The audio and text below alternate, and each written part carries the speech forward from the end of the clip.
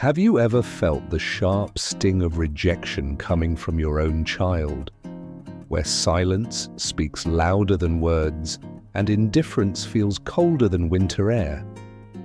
Have you ever asked yourself quietly, what did I do wrong?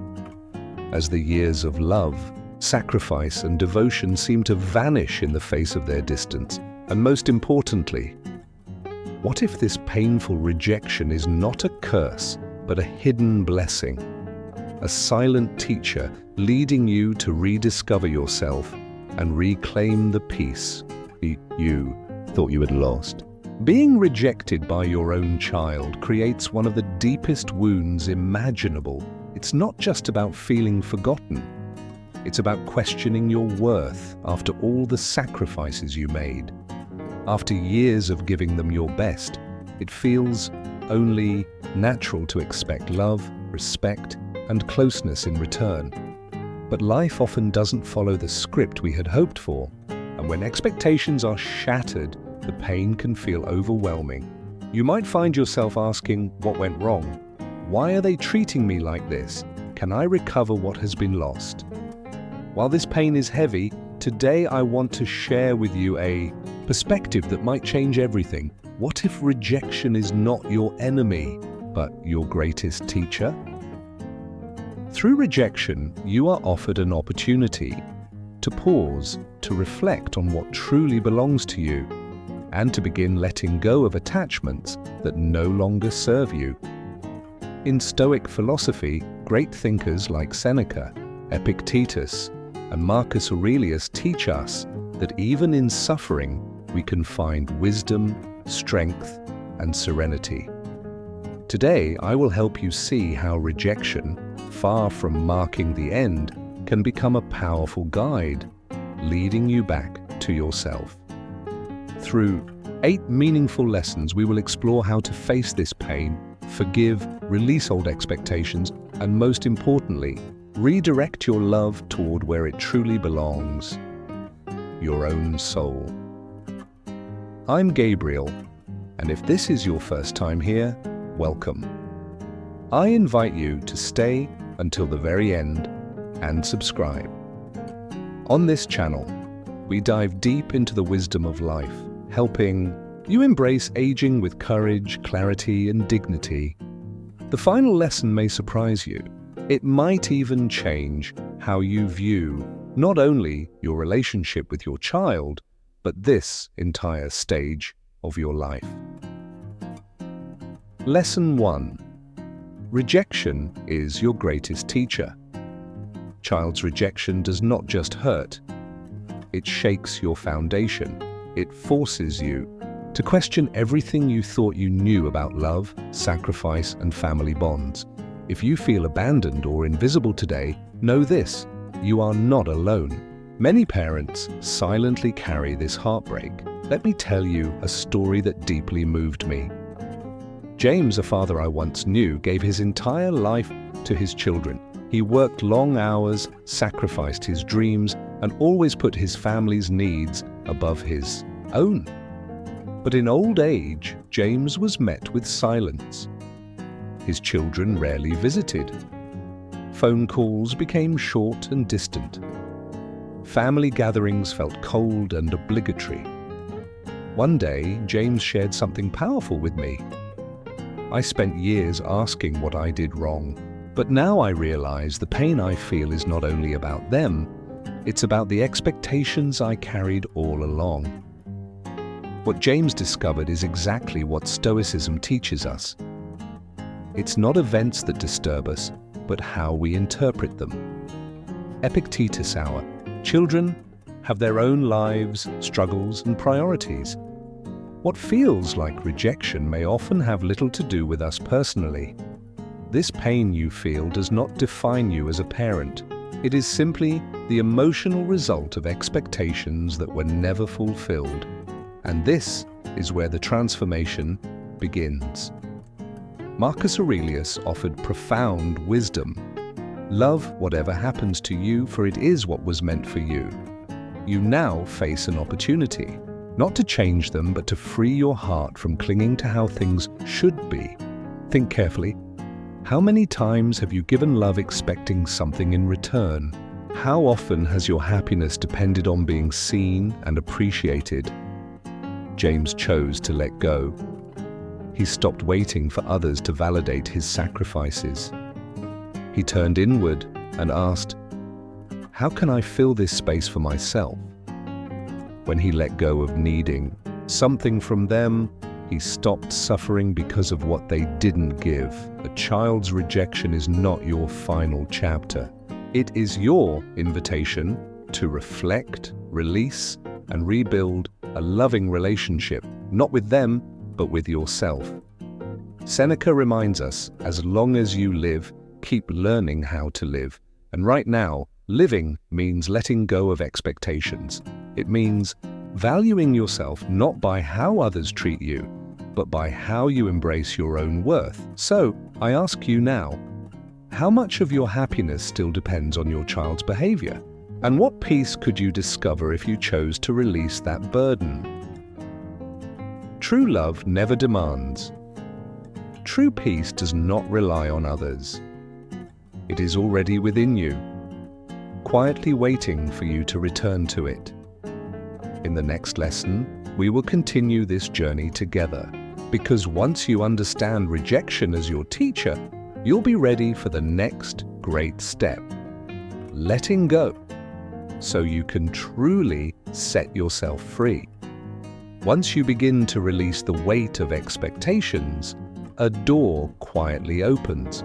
But what lies behind that door is another difficult truth. Because even as we let go, the pain of silence, distance, and indifference remains.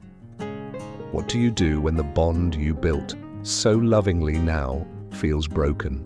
Letting go to set yourself free. Perhaps right now you feel it deeply. Something precious seems to have faded.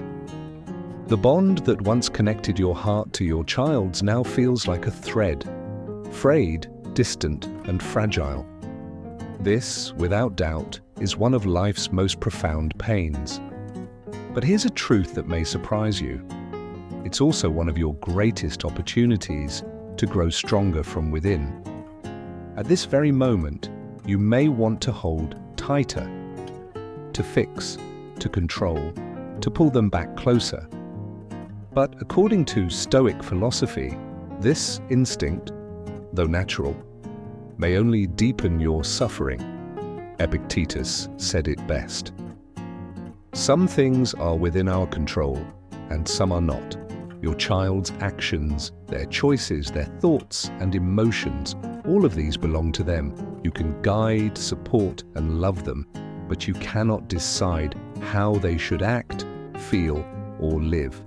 What is within your control, however, is powerful. It's your perspective, your response.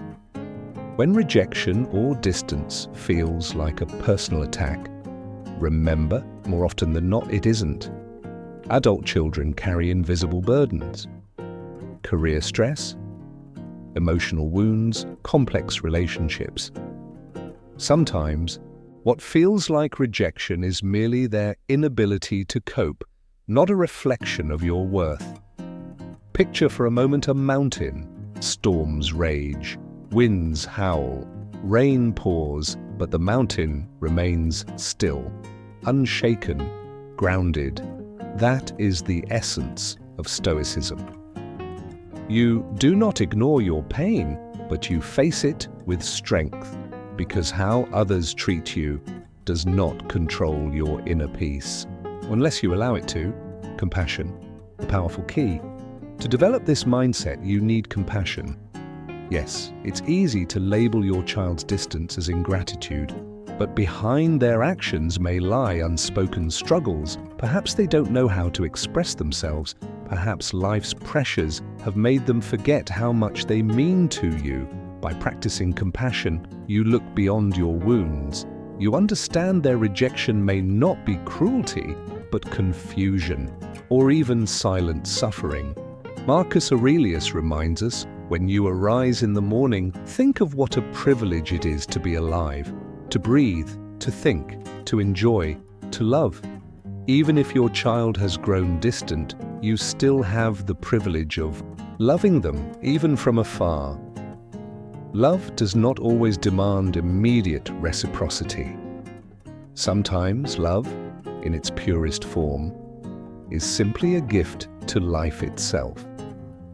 Everything changes, and so can your story. Another powerful truth: nothing in life stays the same. Heraclitus once said, "No one steps in the same river twice." Relationships, like rivers, constantly evolve. What feels unbridgeable today may soften tomorrow.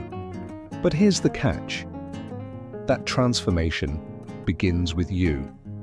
By finding inner peace, you free yourself from emotional weight. You release your child from feeling pressured. And in doing so, you create space.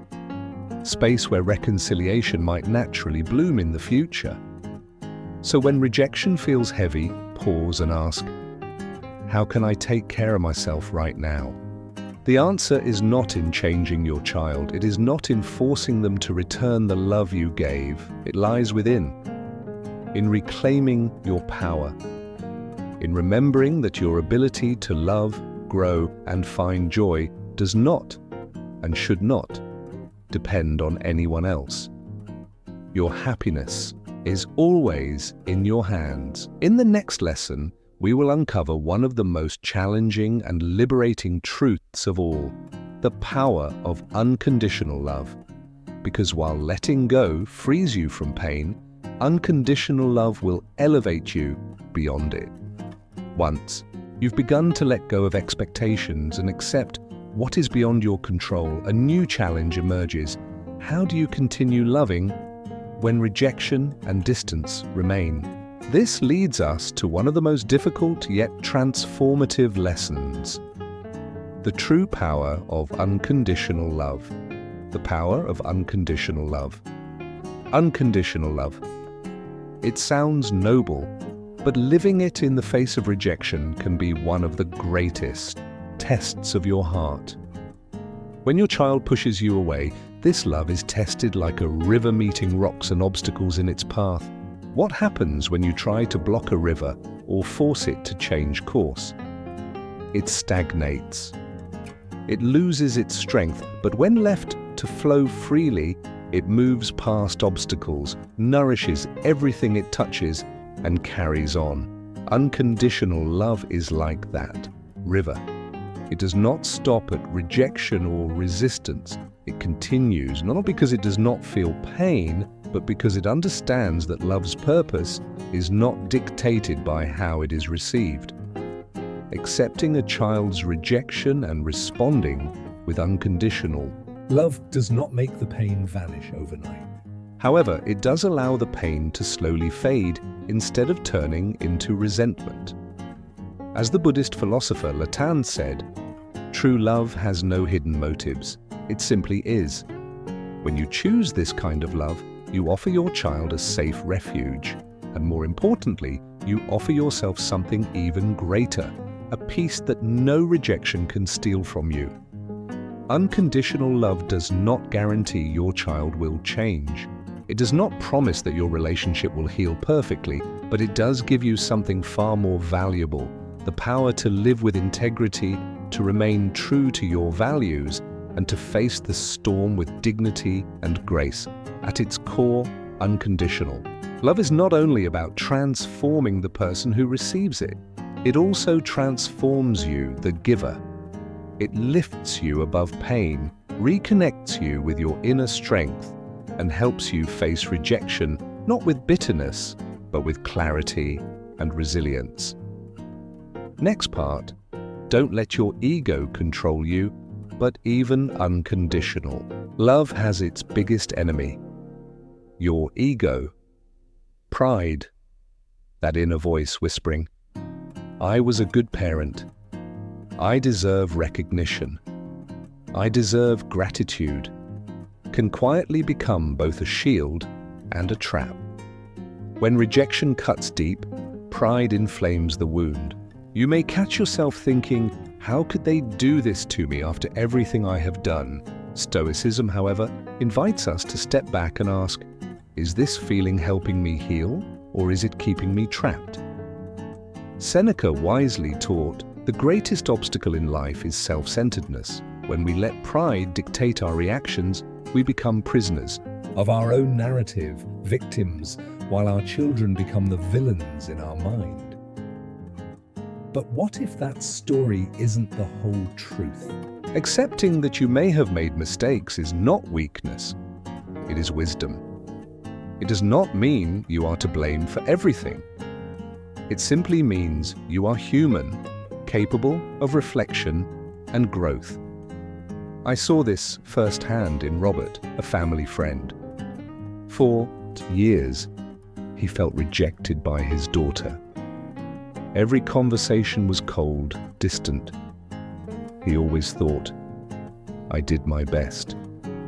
She is being unfair.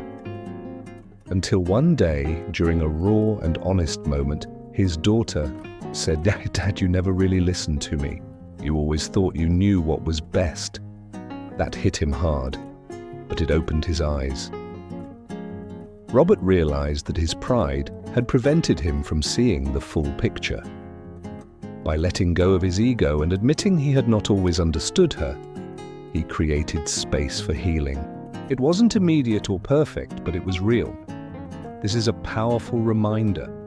When you release pride, you make room for relationships to evolve. Marcus Aurelius said, do not let your mind be filled with premature judgments. Instead of assuming your child's rejection is unfair or personal, observe. Ask yourself, what can I learn here? How can I respond with wisdom, not ego? Pride tells you to wait, to expect them to apologize first. But what if you took the first step, saying, maybe I didn't always get it right, but I'm willing to listen and grow, is not weakness. It is strength rooted in humility. Remember, pride builds walls, humility opens doors.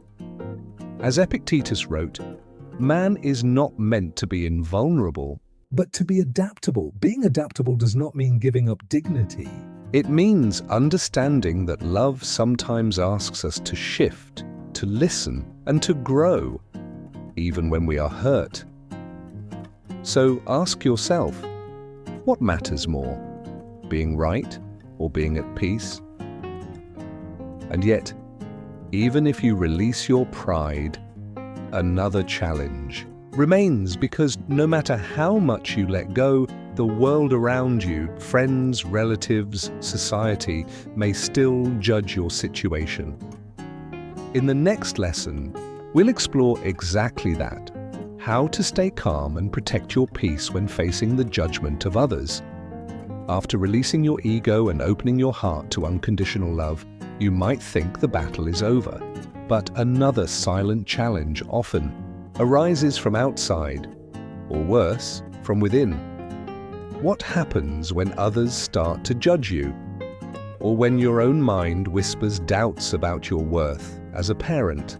This is where we step into the next important lesson: facing judgment and staying calm in its presence. Don't let others' judgments define you. When you are met with rejection, there's not only pain, there's also pressure. You face not only your child's silence, but also the gaze of others. Sometimes those voices come from the outside. What did you do wrong? Why can't you fix the relationship? Other times they come from within. Did I fail as a parent? Maybe I wasn't enough. But here is a truth you must remember. These voices do not belong to you. They are echoes of societal expectations and harsh judgments, not the voice of your true self. As Seneca wisely said, the most powerful person is the one who has control over themselves. That control includes knowing when to silence voices that do not serve you, both from the world and from your own mind. When you choose not to react with anger, desperation, or defensiveness, you send a powerful message to the world. My worth is not up for debate.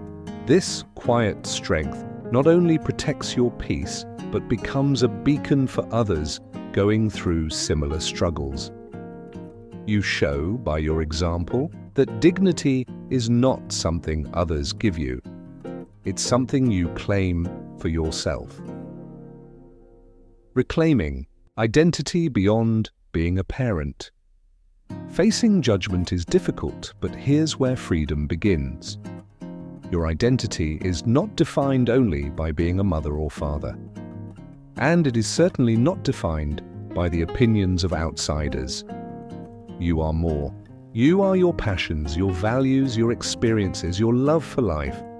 Whether it is through art, reading, volunteering, or simply enjoying solitude, reconnect with these parts of yourself. They remind you of who you are beyond your role in anyone else's story. When you nurture this inner world, the judgment of others begins to lose its grip. Why? Because your sense of self no longer relies on the shifting winds of external opinions, as Epictetus taught. Only the person who governs themselves is truly free. That freedom is already within you by choosing to live for yourself, not for the approval of others. You protect your mind from being shaped by every careless word or sideways glance. Resentment, the silent weight you must release. Yet, even after silencing judgment, another shadow may linger, and that is resentment. Rejection hurts. Words unspoken, gestures withheld, invisible walls. All of these can create bitterness in your heart over time. But here's the truth. Resentment does not protect you. It imprisons you. It binds you to the past, keeping the wound fresh and the anger alive. Forgiveness, though difficult, is the only key that unlocks this prison. This does not mean excusing the rejection or pretending it did not hurt. Forgiveness is not saying it doesn't matter. Forgiveness is saying, I will not let this continue to hurt me.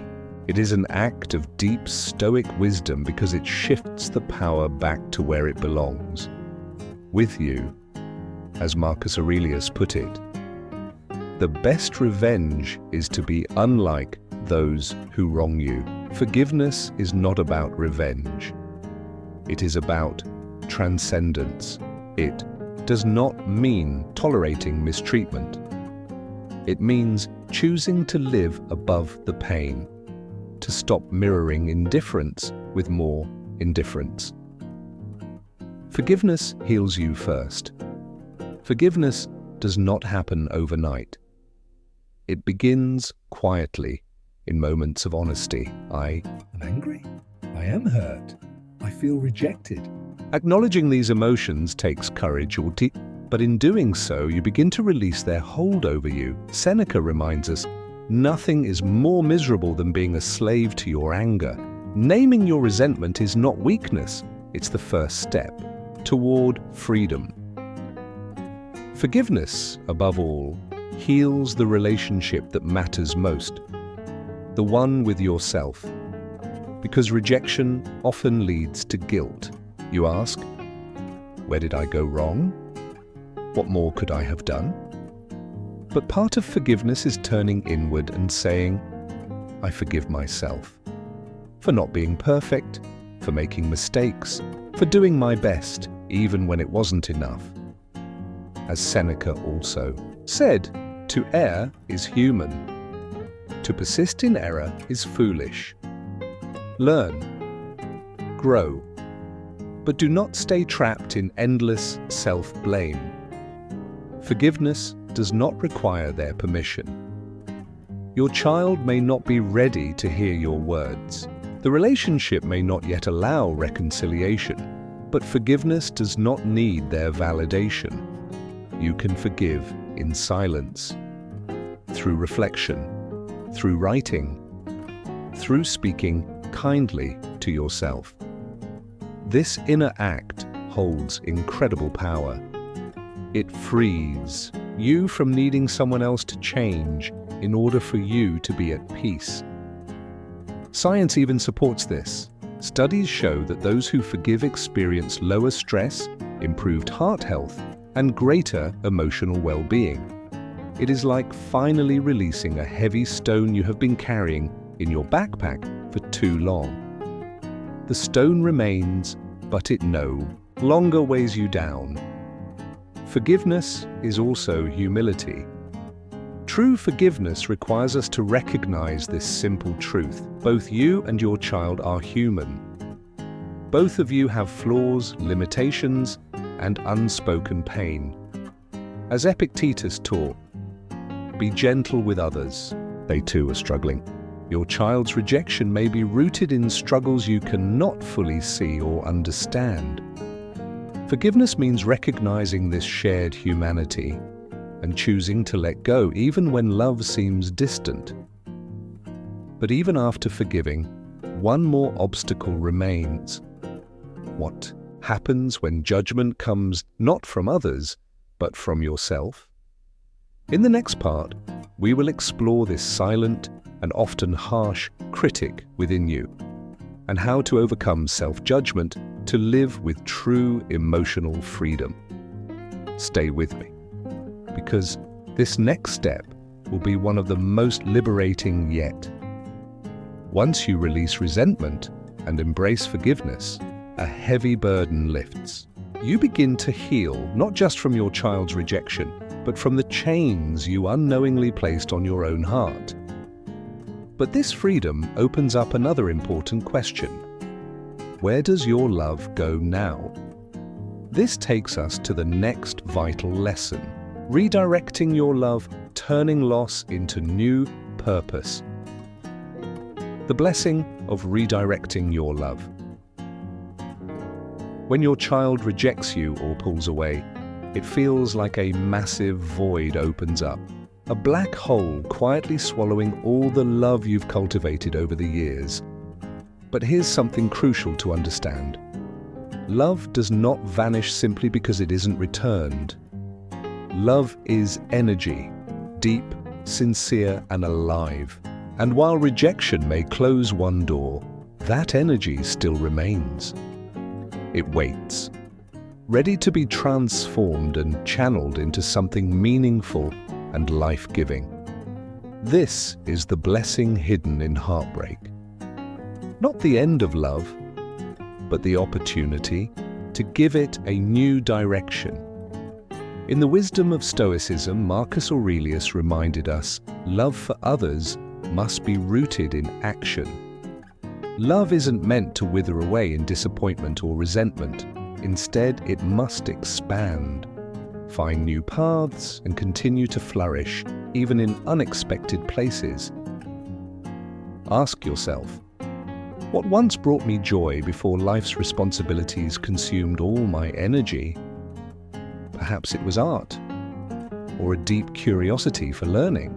Maybe volunteering, helping others, or caring for animals always tugged at your soul. Now is the time to revisit those forgotten passions. Redirecting your love doesn't erase the pain, but it transforms it. It gives your heart something new, something enriching and purposeful. Real-life inspiration, Helen's story. Take Helen, for example.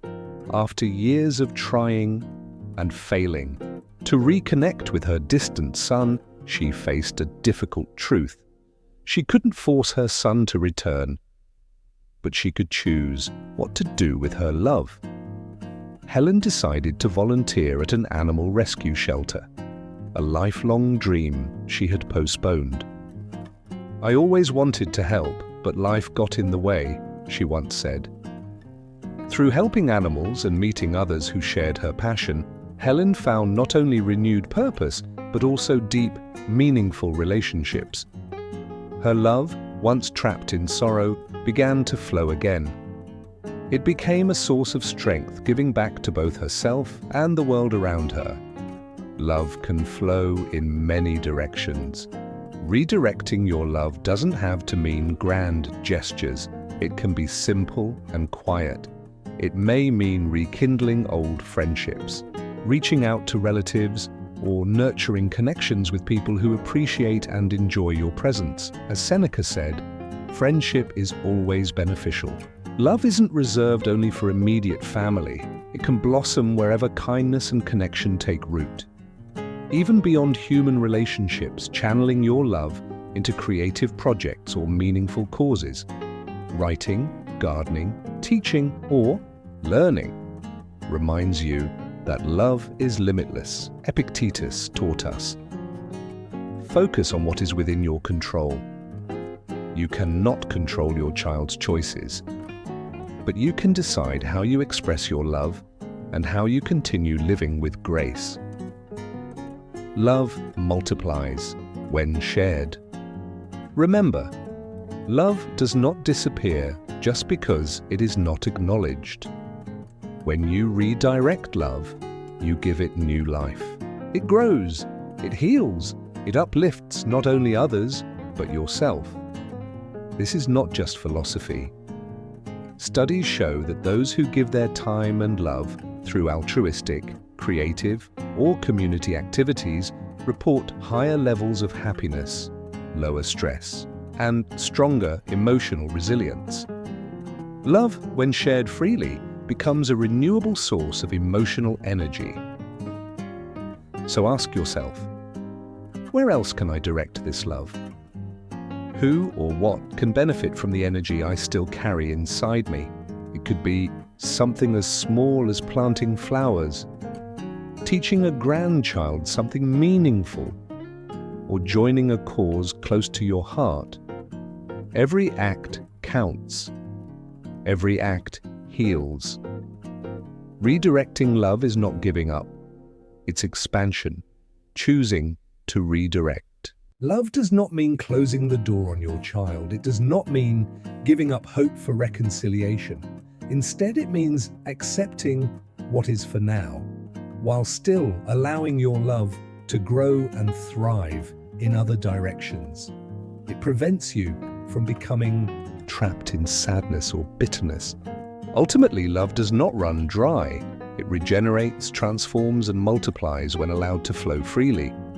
When you choose to redirect your love, you refuse to stay in a place of pain. You move towards connection, creation, and renewed meaning. And in doing so, you'll discover something extraordinary.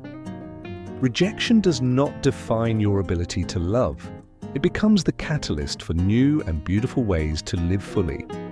But as love begins to find new pathways, another deep and essential question arises. What happens when rejection forces you to redefine your very purpose in life? In the next lesson, we will explore how to step beyond loss and find powerful new meaning in this next chapter of your life.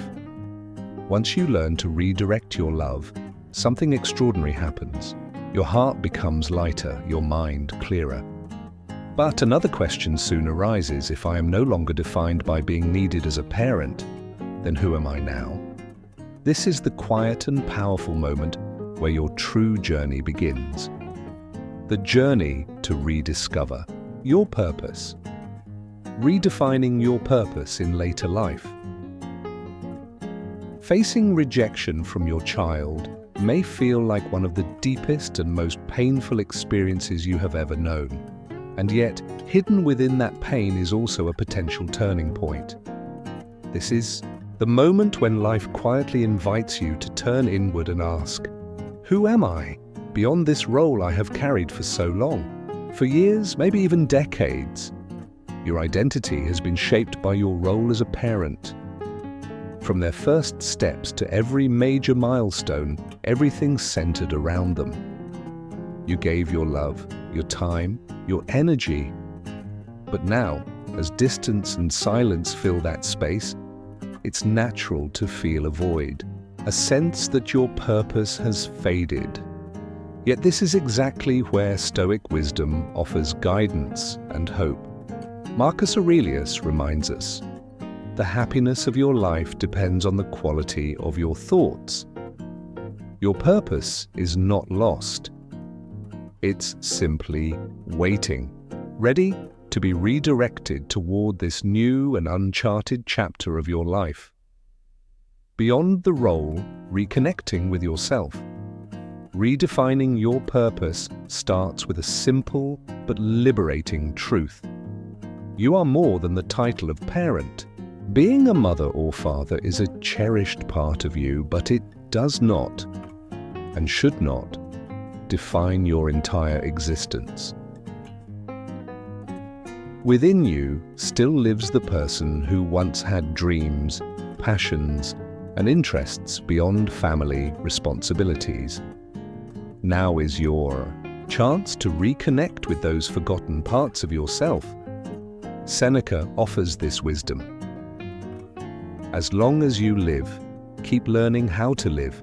Aging is not an end, it is a new beginning, a chance to ask, who else can I become? What else can I give, enjoy, and explore? This shift in perspective can be deeply liberating. Think about what once sparked your joy before parenthood consumed so much of your focus. What filled you with life? Did you once love writing? Did painting, traveling, or learning light up your soul? Was there a project or cause you quietly set aside, waiting for the right time? That time is now. Rediscovering yourself does not mean letting go of love for your child. It means honoring your worth as an individual, as someone with your own story to write. Adapting to change, flowing, not resisting.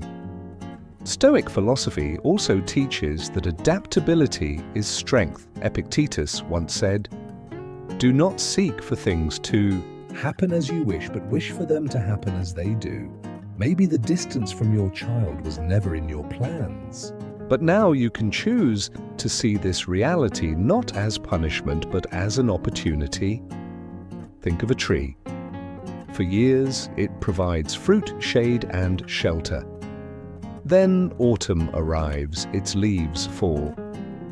From the outside, it looks bare, almost forgotten, but beneath the surface, the tree continues its quiet work. It strengthens its roots, it prepares for new growth, for spring. You are that tree. This season of rejection may feel like winter, but inside you have the power to grow deeper, stronger, and more prepared than ever before. A catalyst for new meaning. Rejection, while painful, can push you to ask, what do I want to do with these time I still have? What legacy do I wish to leave? Not just as a parent, but as a person. Instead of focusing solely on what has been lost, begin shifting your attention to what still lies ahead. Learn, create, explore. Live with curiosity and gratitude. A richer life, with or without reconciliation. Redefining your purpose does not mean giving up on your child. If reconciliation happens one day, you will have even more to offer, not from emptiness, but from a heart full of wisdom and self-discovery. And if that moment never comes, you will still have built a life that is meaningful, fulfilling, and grounded in who you truly are.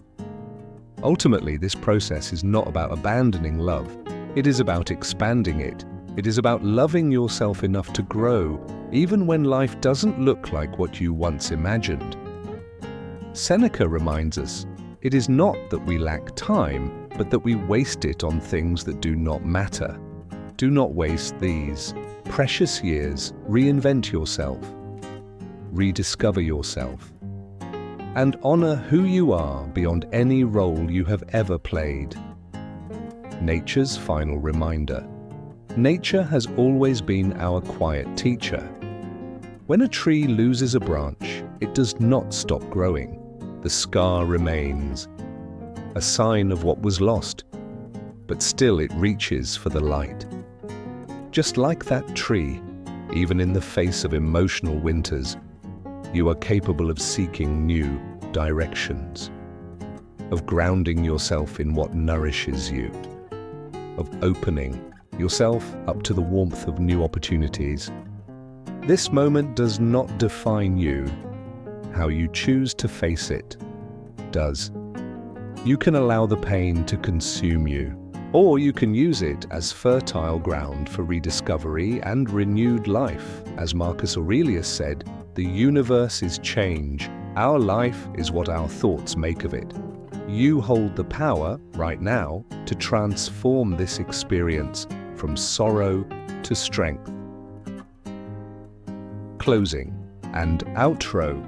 I'm Gabriel, and if this is your first time on the channel, welcome. I invite you to subscribe and turn on notifications. If you've made it this far, I want to honor your courage. Comment below with the words, "I choose my peace." And let me know where you're tuning in from. I'd love to know who is walking this path toward serenity alongside me. And before you go, please share this video with someone who may need to hear this today. Sometimes even a small reflection can change the way we face our emotional winters. Remember, like the tree, you are still growing, you are still reaching for the light, and your purpose is far from over.